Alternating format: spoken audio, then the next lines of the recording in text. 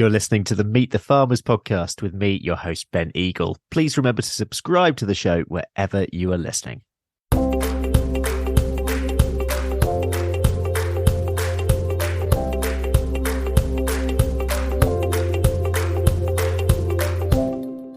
Hello, everyone, and welcome to episode 180 of the Meet the Farmers podcast with me, Ben Eagle. We've made it to the end of the year. Well, nearly. So that means one thing and one thing only on this show, and that is that it's time for the Meet the Farmers Big Farming Quiz of the Year, which has become a bit of a traditional thing on this show, when we look back on the year's events in farming and in general and ask our panel a few questions along the way. Please do play along as we go through. All the answers will be revealed at the end. So let's meet the teams. Our first team is Emily Norton and Guy Smith, back again by popular demand. Emily is head of rural research at Savills and the current chair of the Oxford Farming Conference, which takes place in just a few weeks' time. Guy is an arable farmer from Essex, a former chair of Red Tractors Combined All Crops Board and a former deputy president of the NFU.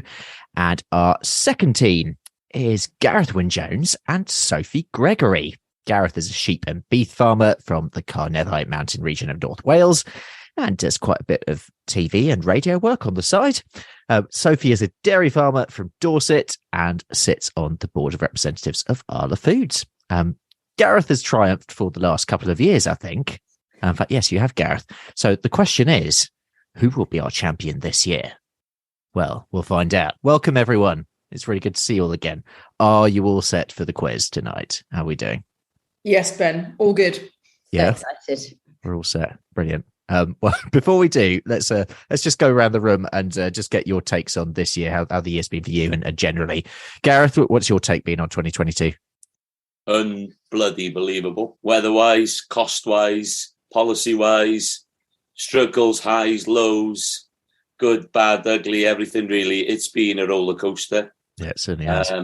But what I've really noticed this year is how farmers pull together from the uplands to the lowlands. I've seen a lot of people, fighting our corner, and I've seen a lot of the general public coming out there as well, backing agriculture, backing the farmers.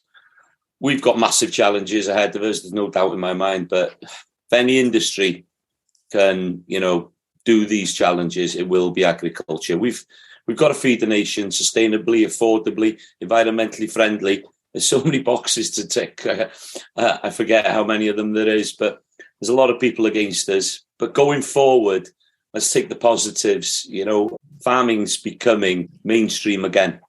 And I believe, people are starting to listen and starting to worry where the food comes from. And food security will be our biggest challenge in the UK over the next few years.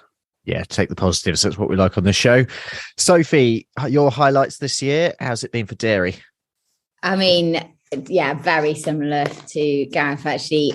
Completely, like the one word for this year is unexplainable. I mean, never did I think we've seen conventional milk price up over 50p in a year when we need it most. I mean, the drought, we've been, we're a very low input system. Our wagon has been going since June and hasn't been off and will continue. We've grazed until yesterday.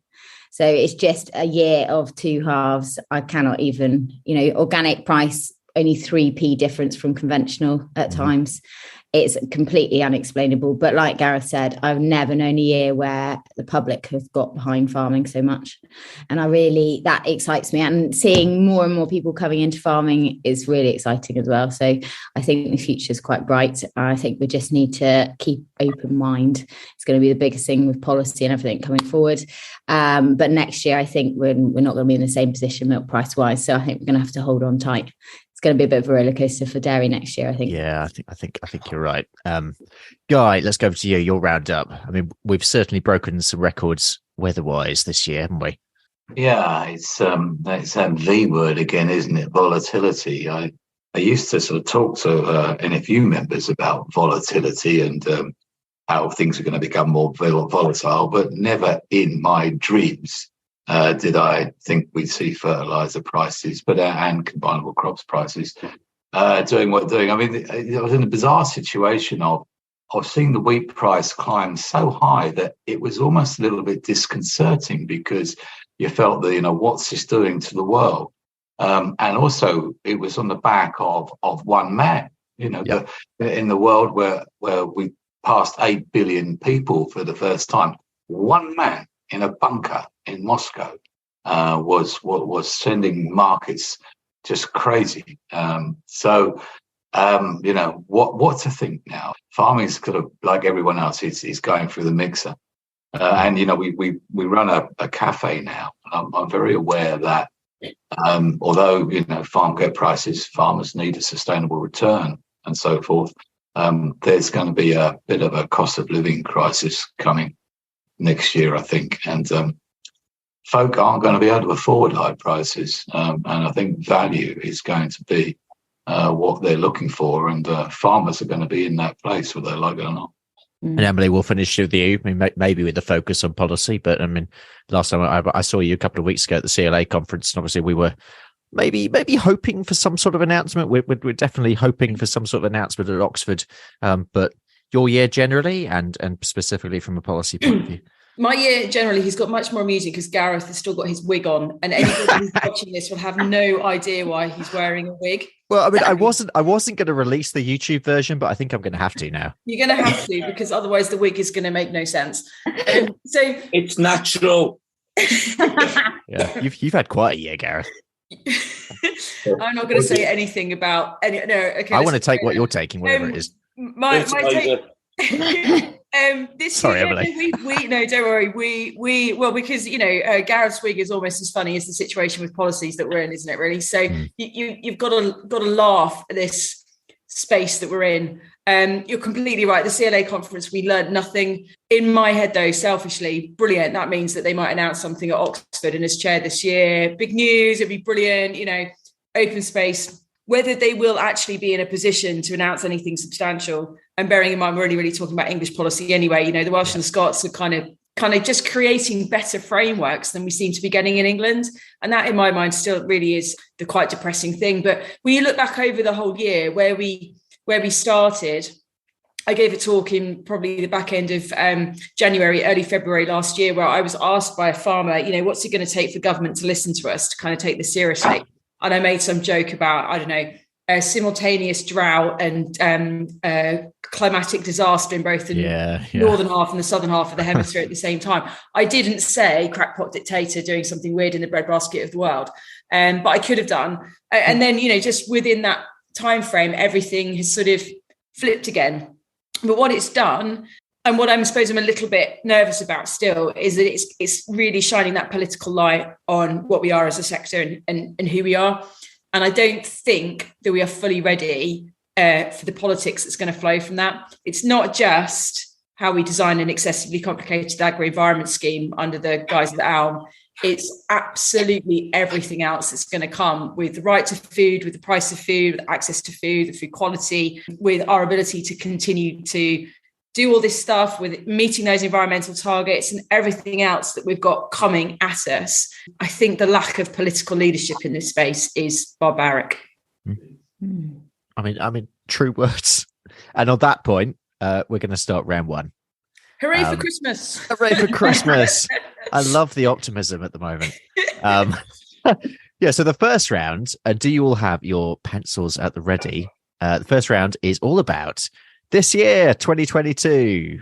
So the first question, and everyone listening at home, please do play along. Question one, how long was Liz Truss Prime Minister for earlier this year? And the nearest of you will get the point to that. Right, what do you want, minutes and hours? I mean, if you want to, Guy, you could do that. But ideally days. How long was Liz Truss Prime Minister for earlier this year? Question two.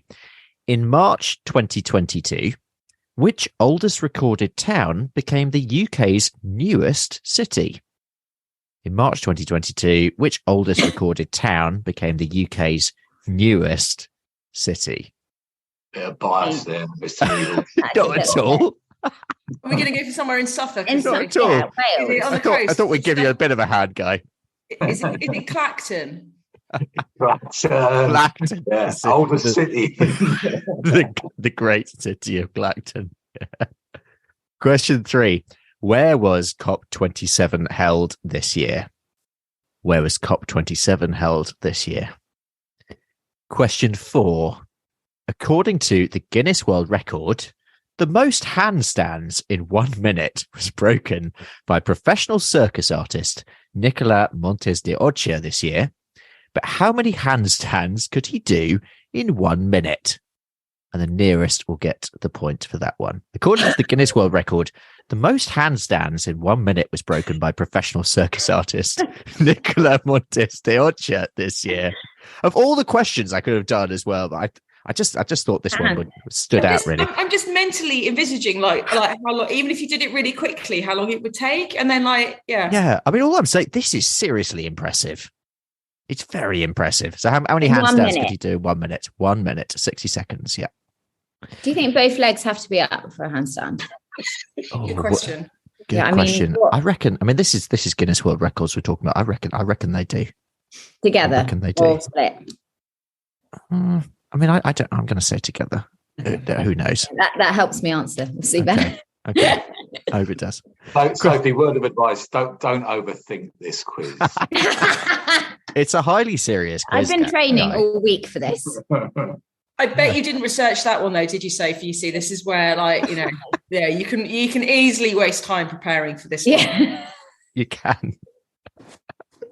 It's a bit like the farming industry, really. You never know what's around the corner.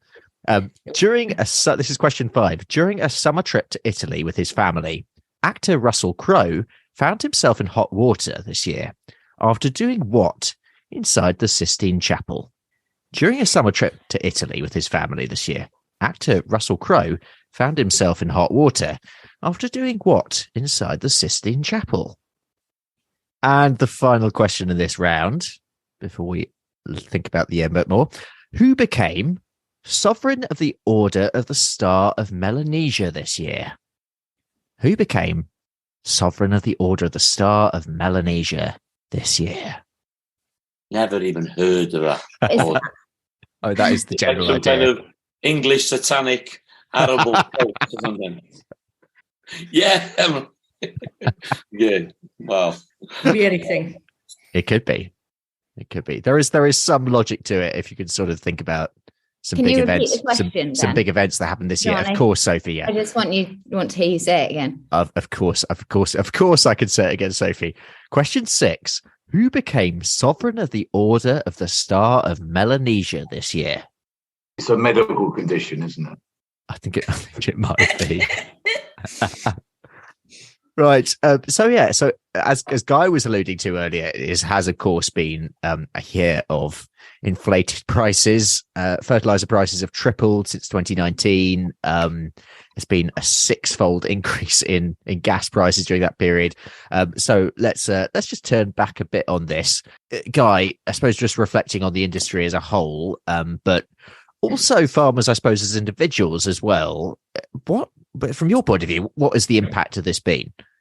Well, it's been swings and roundabouts, hasn't it? And profitability has depended on when you bought and when you sold, but it's become very speculative, and I think we're still in that place. So when we were thinking about how much nitrogen to put on the wheats, we were turning the dial down considerably, partly thinking, milling wheat, 10, 20 pound premium, was it worth the boost? But what I've got going out the barn now has got a 60 pound premium. So I wish I'd been a bit more heavy handed with the protein spray. Yeah. But how could you possibly know? And so as we sit here now, what's the off the combine price going to be for wheat? What's it going to be for milling wheat? I mean, you can sell forward and stuff like that, but I haven't bought all my fertilizer yet. So the spreadsheet's just been ripped up, and it's just become it's like a casino almost. I call it a wheat casino. I mean, I know that obviously none of you here are egg producers, but obviously I think we've got to turn to that this year. We can't not talk about eggs. I mean, both record levels of avian flu, as well as the inflationary pressures, and retailers only recently increasing prices paid due I suppose, in part actually to pressure being placed on them from a grassroots campaign from farmers. And Gareth, I'm actually going to turn to you here. I mean, how have farmers that you speak to been impacted by financial pressures generally? Well, I shared a video with Johan Humphreys and with Claire Delweg, because a good, good Welsh farmers, good friends of mine, and I was shocked, at how much they were losing weekly. The cost of buying the pullets and the way supermarkets were moving away from it, and I really didn't like the way mainstream media was covering it, to be honest with you. And I think I'm fortunate. There's about 225,000 people that follow me. I've even got 60,000 on TikTok now, so you can't keep just a good slide that in. Yeah, look, this wig is paying dividends. But when we get these kind of opportunities to share these stories, and it goes, the video of Johan went on TikTok. I think it was about 2 or 3 million. So many people got behind it. And it just makes the supermarkets look silly, and then they have to up their game. And I think that's what we have to do. We have to have a fair price for what we're producing. But when they're, spending more to produce that egg than that they were getting for it, it was something that was going to implode. And that's what it's done. And I said in January on GB News, believe it or not, that we were sleepwalking into food shortages. And, thank God now people are catching up, and it's beginning to start to resonate. We know about the fertilizer prices, we know about the feed prices, and we know about the energy prices for these guys. It was just not doable. And we have to get more public backing. And I think that's where our social media can help us so much. Just to let you into a stat, in November, we had 30 million interactions on our social media sites. That's a lot of numbers, with everything. So we are getting our voices heard. And I think, if we're sharing these kind of things, we get an opportunity then to raise their profile. The supermarkets have to up their game and pay a fair price. Yeah. I mean, to give a positive story, dairy's been quite a good place this year generally. Sophie, I mean, obviously you alluded that we are a little bit on tenterhooks as to where things go, perhaps in the spring in next year. But generally a good news story this year. Yeah, I think so, Ben. I mean, I think it, like with everyone, and it depends on when you fix. Like electric is quite a big chunk for a lot of people on dairy, and if you fix during COVID, you were probably quite quids in with that. I don't even want to look at what we're going to be paying from August, but fixing during COVID for 2 years was probably the best thing we did. I didn't do it on purpose; it was massively luck. But feed prices out of control. Heading up over £600 a tonne. If the milk price hadn't moved, we'd be there would be a shortage. I think it was a worrying place if we hadn't have crept up.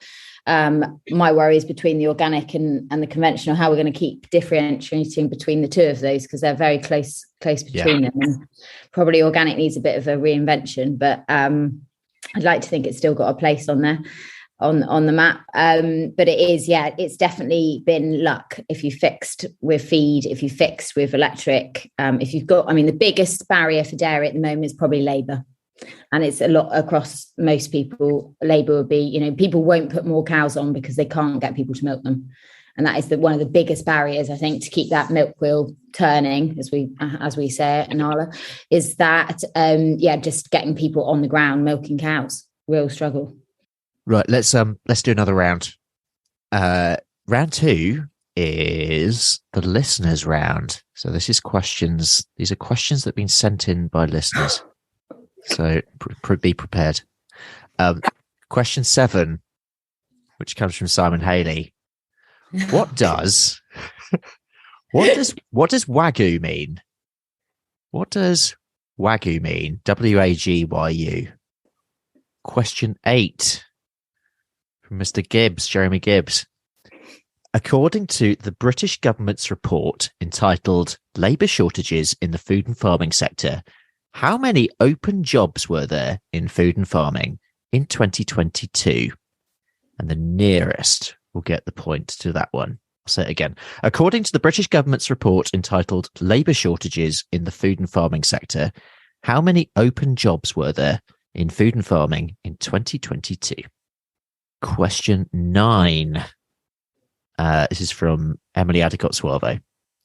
Name a UK break crop easily taken for fat hen that is commonly grown in South America. Name a UK break crop easily taken for fat hen that is commonly grown in South America. There's a lot of head scratching going on here. Question 10. Oh, I like this question. This is from Nikki Yoxall.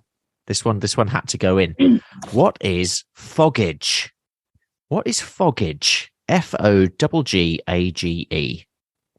And depending on the answers, I think I'll be quite lenient on on the description of that. My current mental state. Yeah, I think we should do alternative answers for that one, actually. Question 11 from Katie Allen. How many tons of wool are produced in the UK each year? And just to give you a clue, well, I'm not going to actually give the figure because that will give it away, but it peaked in 2020. How many tons of wool are produced in the UK each year? And the final question in this round, which is question 12, comes from Jim Beery. Which English county was the famous agriculturalist Jethro Tull from? Which English county was the famous agriculturalist Jethro Tull from? Are we liking these questions? Are we not liking these questions? I mean, they're mean. They're really mean and technical and weird, and makes me realise I've not been paying attention to anything for a really long time. Oh no! Well, I'm not sure that many of them are that relevant to anything. So they're all quite varied. Let's talk about policy. Emily, let's turn to you. So as we were saying near the beginning, we still have quite a few unanswered questions from DEFRA, and we have yet another DEFRA secretary to close the year with. Are we likely to learn anything new at Oxford? I know that you've suggested not, and I'm personally thinking that we probably won't. I know that on the Farmers Weekly podcast last week they were alluding that it may well be February. Yeah, I think, what do we need to know? We need to know payment rates. We need to know scheme details. We need to know how we apply. We need to know whether it's working. But that's, like I was saying before, that's literally just the complicated agri-environment scheme. That's not to do with any of the real things that probably will really make a difference at the moment, which would be all of the things that you've just been speaking about to do with supply chain regulation and governance and ensuring that the right bits of the industry are picking up responsibility for ensuring farm viability, but ensuring that actually farmers have a chance of competing fairly.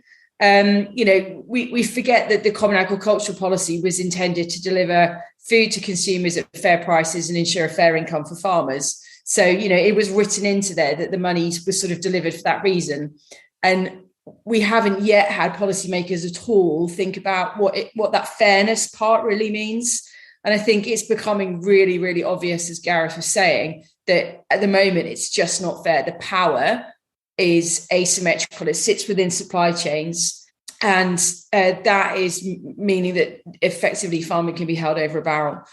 I just don't see it sustainable. We know it's gone too far. We know we can't keep pushing production systems as hard as we have done because of the negative impacts that it creates. And so I can't help but think that there's some kind of reset coming, but I certainly don't think that our current DEFRA secretary has got the desire to do anything about it at all. Yeah. And Guy, over to you. How optimistic are you for next year with regards to just I suppose, just the policy direction we're going in, or even just knowing what that policy direction is? I'm sort of getting to that age now where I told you so becomes sort of a boring adage. But I remember, we've been talking to government about policy, since Brexit, because it was clear it was going to get a big shake-up. And we would continually remind politicians and civil servants that, Britain has been in this place before, before the First World War, before the Second World War. There wasn't due care attention about how much we were producing, and U-boats in the Channel suddenly focused minds and caused a 180 change in policy. And, I was told by several MPs, harking back to German U-boats isn't going to help your argument because we live in a different world. Well, hey, what do you know? One country that managed to blockade part of the Black Sea and causes a hyperinflation of world food prices to the point where the third world is really concerned about the ability to feed its people. And it just shows, those old lessons that we were told were irrelevant, maybe they're not so irrelevant. And I do feel that, given what's happened this year strategically in the world, that we do need to have a review, at least, of where we're going with our policies. But it strikes me that we're continuing down this road of most of the policies and the realms. They're all designed to take land out of production. And so that seems to be the core policy of this government, is that we will reduce production, which you could say is a bit nuts. But there you are. What about the direction in Wales, Gareth? How happy are you? Look, I think we've got a better structure going forward, to be honest with you, at the moment. But still, there's a lot of things that are going on within Wales that's a little bit frightening. The Welsh Government have been buying quite a few farms. There's a lot of a push on tree planting. Not that I've got anything against planting trees, but what I'm trying to say is hedges and edges, planting the right tree in the right place. I planted 40 odd trees here this year, but every single one of them was a fruit tree. They're going to feed the next generation, and started making my own cider and stuff as well, so that should help be self-sufficient. That's good. But it's going to help with something. Yeah, but what I think Guy's really right. We've got to be looking at our policies and what do we want from farming, because you plant these massive acreages and you're taking all that food out of, you're taking all that land out of food production. The same with these solar farms. Massive solar farms are going up willy-nilly. Let's put solar farms on top of bloody industrial buildings. Let's put solar farms on farm buildings. Let's put them on houses. Let's not put them on productive land, for God's sake. It's a small island with a growing population. We're miles away of even thinking about being, food security and self-sufficient. So I don't get it. And we've got some so-called environmentalists telling everybody to get rid of all animal agriculture across the world and take all the production of protein into factories, which is absolutely bonkers and rewild Great Britain. This country's good. We've got problems, don't get me wrong, but we need to address them. And if we're not getting a strong message from government, where the hell else are we going to get it? We've got to watch after our soils. We've got to have cover crops. There's a lot of things that I'm seeing that's not sustainable. And we have to look at it across the board, and we all have to work together. But I don't think it's good that we've got a divide, either a big divide from England, Wales, Scotland and Northern Ireland, because it will make the production, give people bonuses and give people an extra push. And I think we're a small island and we have to do this together. So I think it has to be, joint thinking, bringing people together. What I would suggest some of the best farmers in the UK coming together to create some kind of hub to advertise and to promote good practices, show regenerative agriculture, get good practices back on the land so we can protect our soils going forward. And I think if government would give these farmers an opportunity to come in with great ideas, forward thinking, vertical farms. We're seeing micro salads being grown. I've been using wool on a vineyard this year. It'll be the first vineyard in the world to be covered. It's 3.5 acres in Wales. It'll be the first vineyard in the world to be covered in wool. And, it's keeping the moisture in during the summer. It's keeping the weeds down. He's going to be using a lot less pesticides, insecticides. We can do these things, and it's a lot of looking back at what our forefathers did to produce food in this country, to feed this nation. So, we've got a big fight on our hands, but we've got some good people. And I think, we've got to start pushing policymakers, because it's not usually the MPs and the so-called DEFRA secretaries, but it's the people that are writing these policies that we need to put pressure on. They're the people that need to come out onto the farm and understand what's really going on. Yeah, and I mean, I tell you what, one of the frustrating things as well is one of the many frustrating things. I mean, we've been having this end of year roundup for 3 years now. I swear we have the same conversation year in, year out, and at the moment I can't see that changing. I mean, Sophie, as a tenant farmer in Dorset, in the dairy sector, in terms of what's on the table at the moment, what might be on the table, what might not be on the table, what's your approach to all this at the moment? I mean, I'm as confused as everyone about actually what the government want from us as farmers. I'm totally confused. Do they want production? Do they want us to rewild? Do they want us to farm with nature? What do they actually want? They're not telling us. Part of me is excited that we've had a little bit of a shake-up and that we are focusing more on nature, and then part of me really hopes that we are going to have support like we haven't had really in the past for new entrants, because it's starting out in agriculture is really hard. You guys know that it is, unless you take on a family farm, even that is hard. It's huge numbers, and unless there's going to be support going forward, then I don't see how people will get in. And that's a big, where are the next generation coming from? So that's my huge want from policy, from our section, is that we're going to need some real support, some schemes that support youngsters in and keep them in. But yeah, I just as confused as everyone else about what they want from us as farmers. Yeah. Let's do another round. I think we need it. Round 3 is the podcast round. So question 13. And we've had this question the last 2 years as well. So you might have been expecting, I don't know, probably not. Name 3 guests from the Meet the Farmers podcast this year. Any 3 guests. Can they be on the same show?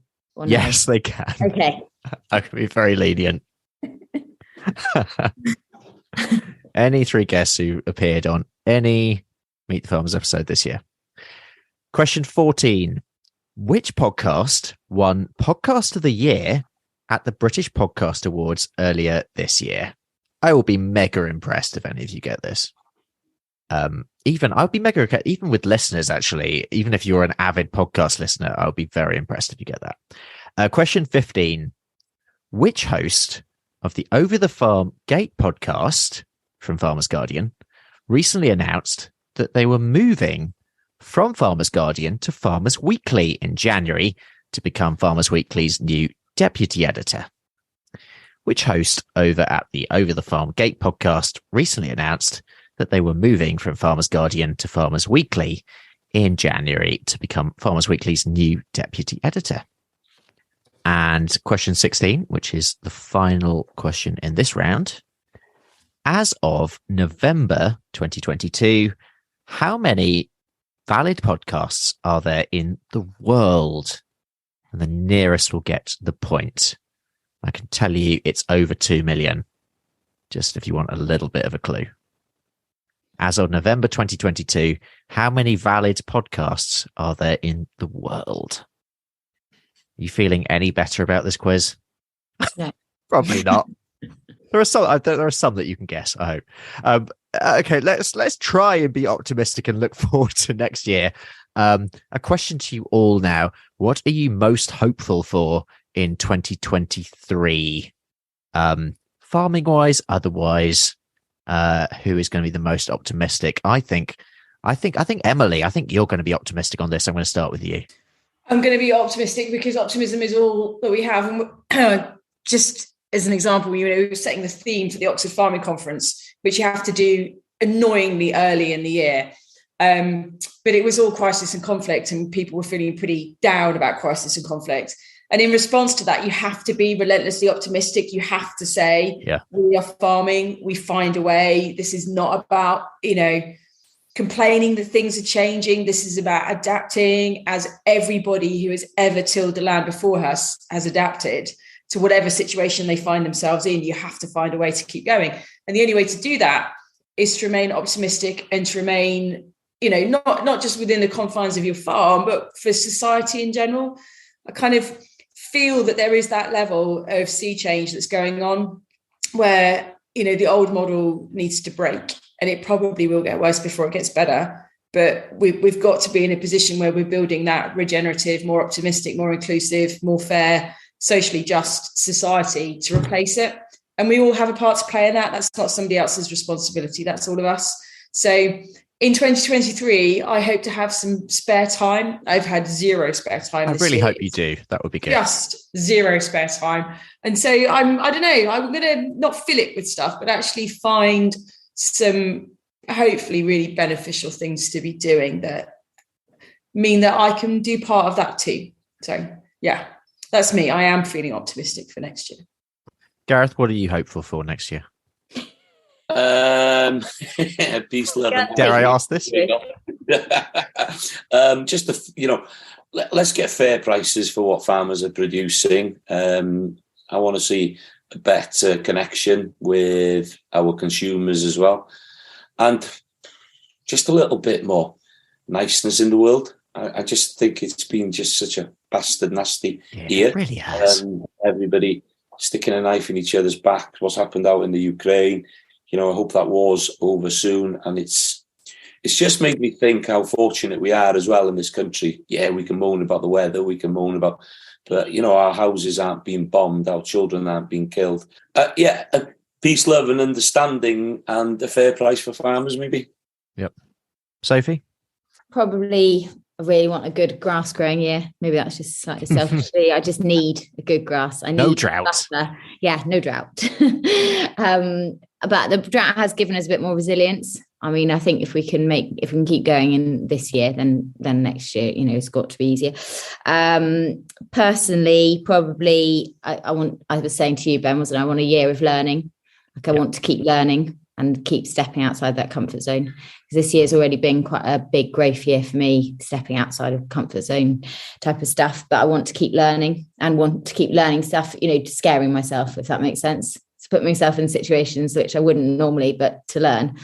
And just keep doing a job I love. As long as it feels like it's not, not work, then I want to keep doing it. The day I don't want to get up, time I do, then I'll stop. But yeah, that's where I'm at, I suppose. But mainly grass is what I need next year. Yeah.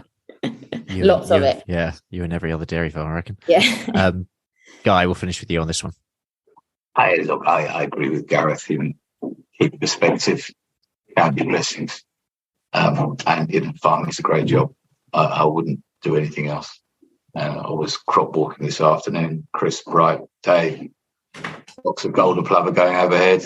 What's not to like? Mm-hmm. So, keep perspective, I suppose, in what is or can seem to be an increasingly crazy world where, you can't let it get on top of you if you listen to the news too much. I don't listen to the news as much as I used to, and I think that's some sort of strategy on my part to stay more optimistic. And I do think you need to keep perspective. Yeah, and in terms of farming headlines, I mean, hopefully not the weather, but probably the weather will again. Policy again, hopefully. But almost, yeah. And I guess we're probably going to have more. We're going to be talking about prices again this time next year as well. But I mean, anything else sort of come out in terms of farming headlines? Any predictions? Anyone want to make any predictions for the year ahead? Dare you make predictions? I think this government are going to be in place for another 12 months, which seems a wildly optimistic idea, but I think we're going to have an election in 2024. Oh, that's bold. Okay.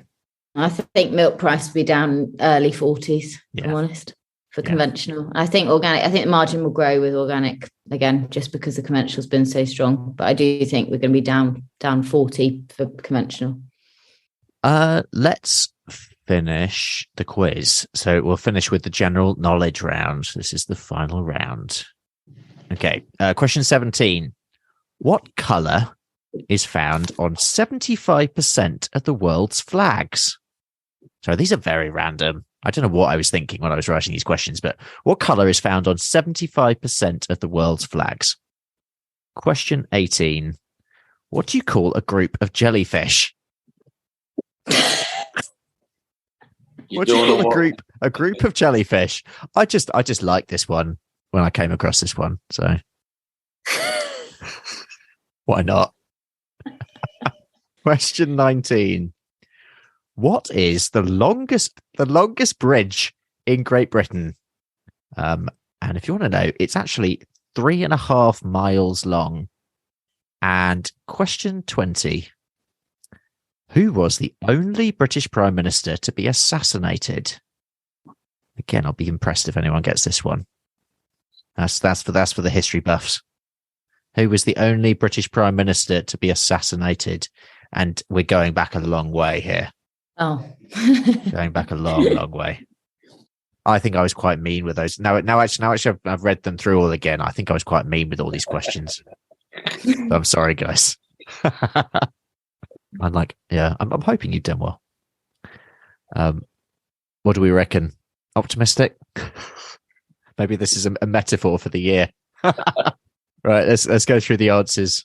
So I think there's a maximum of 22 points, I think. Question 1. How long was Liz Truss Prime Minister for earlier this year? Can I go on this one? Yeah, go for it. How many days? So it's 3 months, 3 weeks, 3 days. Oh, like a pig. Oh, Yeah. I didn't say that. I just thought I'd come in with that one. 3 months. That was way too long. No, I that's said, too long. I said less than a lettuce. It's I reckon 44. it's about 40 days. 44. It's 44 days. Guys, bang on. Come on for the team. Yeah, very good. I mean, Guy's going to get the second one as well. This was a little bit biased maybe, but Colchester is the UK's newest city. Well done, Emily. You've got your. It was the oldest. It was the oldest. The oldest town recorded bit. town. Yeah. Colchester. I used to have to travel up an hour and a half to get to the nearest city. Now I can do it in about 20 minutes. Marvelous. There we are. COP27 was in Sharm el Sheikh in Egypt. And to be honest, I'll be really kind. Even if you just said Egypt, I'll give it to you. The handstands. According to the Guinness World Record, the most handstands in 1 minute was broken by professional circus artist Nicola Montesta Ocha this year, and he could do 41 handstands. I said 52. 45, I put 45. I put 70. 70. So 45 is closest at the moment. Yeah. What did you write, Guy? Well, I thought 2 seconds a handstand was about. Yeah, honestly, it's like 70. That means you do a handstand in less than a second. You haven't seen me handstand. Well, we're on film now. Give it a go. Give it a go. Yeah, so Gareth gets the points for that one. Gareth gets a point. And question 5. What do we reckon Russell Crowe was doing inside the Sistine Chapel? I'm looking forward to these answers. I put eating a jam sandwich. Nice. I mean, Taking a selfie. Possible. I wonder if he took his shirt off because I know they're very particular about them in Italian. I've gone a bit weird. I've gone drinking the holy water.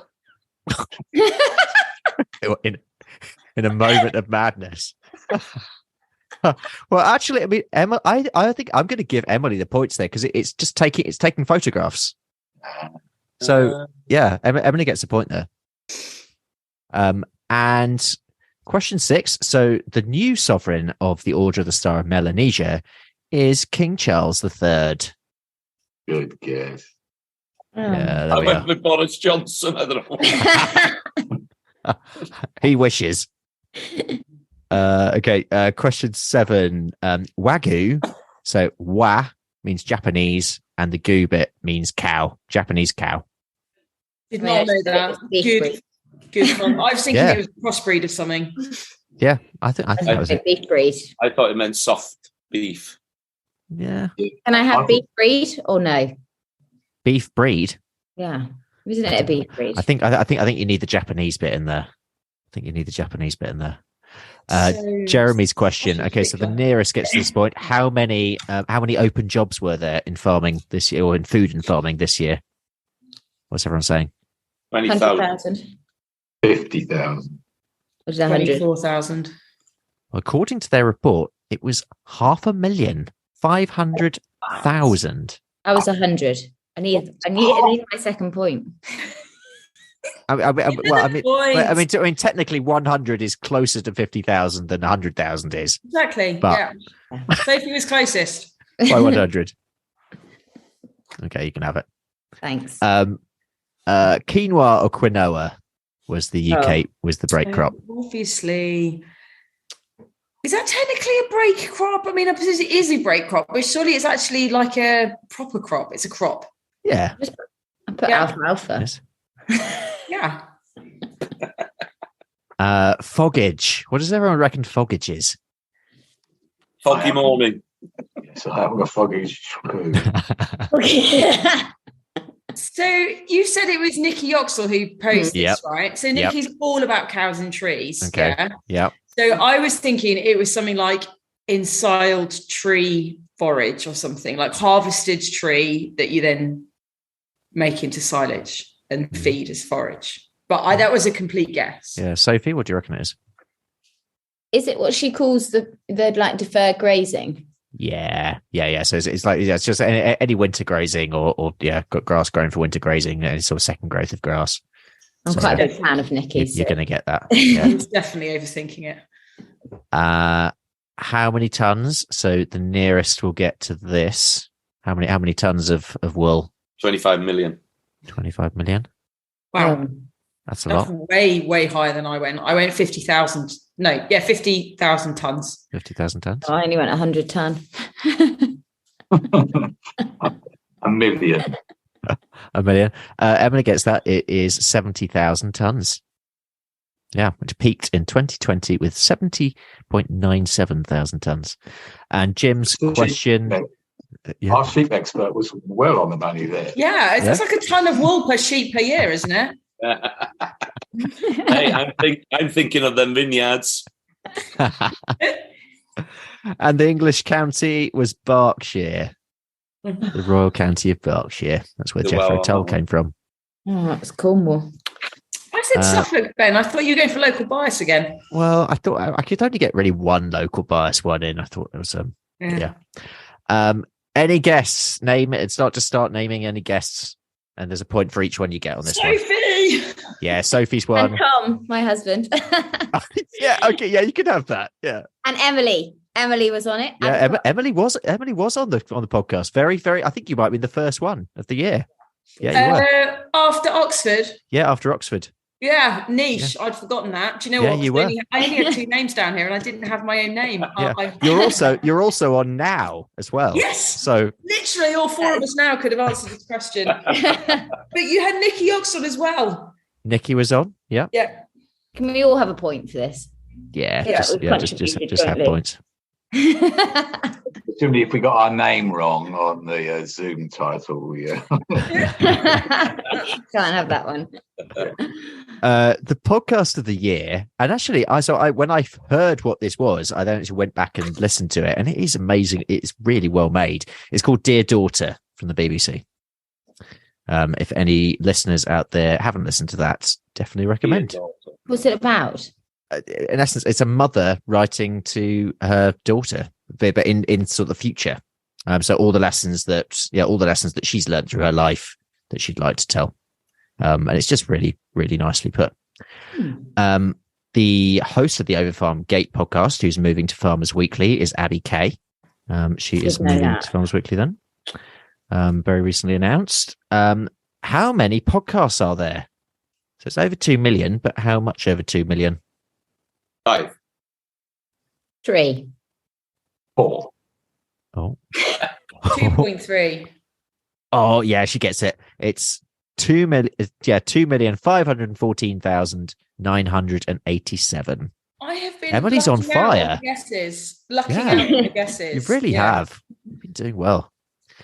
Red is the colour that's found on 75% of the world's flags. Yes. I put blue.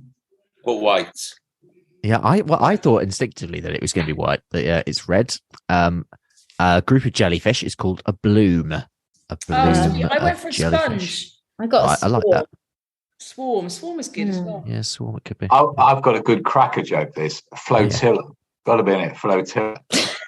It could have been a sting of jellyfish. Sting of jellyfish. A nasty death. Pain of jellyfish. Yeah. The longest bridge, and I thought this was a little bit when I was looking this up. I'm not sure. Is it a bridge? But it is technically a bridge, I suppose. It's the Bromford Viaduct in Birmingham, which carries the M6 motorway between Castle Bromwich and Gravelly Hill. That's so niche. It's I'm very like going niche. for something with a bridge in the name, like the Humber Bridge. Well, I know, but I was sort of thinking for people playing along at home, there are going to be like people who are amazing at pub quizzes, and they because this happened last year. That I literally had people actually message in and they said that it wasn't hard enough, which was like seriously. Oh my! We're going to have to know this for next year though, because I'm thinking this is literally something you can look up, do zero prepreparation for. Well, I mean, it is. And like you're actually saying you need to know niche knowledge about bits of the M6. only for that particular question.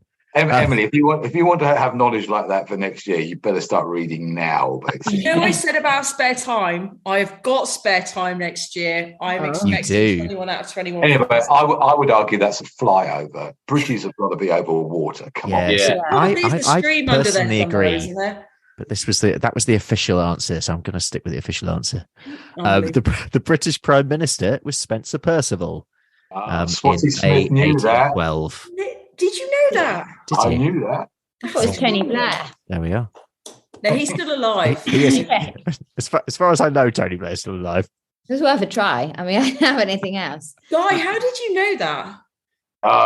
Because he's the history guy, isn't he? I have a head full of useless knowledge. It's quite reassuring, really, if only had one go, because most countries have several of them get shot. Yeah. I wonder how close you were, Bozza. Probably quite. Yeah. He was early 19th century. He was shot in a horse and carriage in St. James's Park or something. Right. How did you all do? What are the scores? Oh, gosh, no. Oh, that's wrong. Do you want to tot it up? Do we get a point per person on the show? Yeah, you do, yeah. Okay. I'm just clutching now. 1, 2, 3, 4, 5. Not very good here. No. I want Gareth to say first this time because I just. You were last. You were last time. 7. Yeah. 7. I had 5. 5. Gosh, I definitely pitched these two. Yeah. Or chose the wrong guest. Could be the not at all. Definitely the wrong questions. Oh, we're on to team. I got 11. Yeah, I got 11. Well done. I got 11 as well. Blimey. Well done. Well done, team. So actually, Emily and Guy smashed this year. Yeah. Guy has lost, or Gareth rather, I should say. Yeah, Gareth has lost his record. We have new champions. That winning run. Sorry, Gareth. Hey, don't worry. I've grown some hair, so I'm happy. You've got to keep the hair now for 2023. Maybe everything's going to get better now because the hair is on you. Yeah, I'm going to start singing. Right, we will leave it there. But a massive thank you to our panelists, Guy Smith, Emily Norton, Sophie Gregory, and Gareth Wyn-Jones. That is it for Meet the Farmers this year.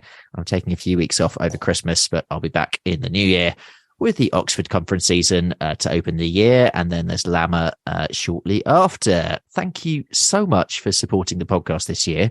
Honestly, it's been another record year for listening. I think we've actually sort of tripled the number of people listening to the show this year, which is great. So thank you so much for that. And I also want to thank you for supporting my other new podcast this year, Rural Business Focus. If you haven't already subscribed to that, please do head over and click the follow button on that. For now, though, thank you so much for listening. It's goodbye from all of us here. Have a wonderful Christmas, and please let's make 2023 be a good one. Merry Christmas, folks. Merry Christmas. Bye. Merry Christmas. Bye.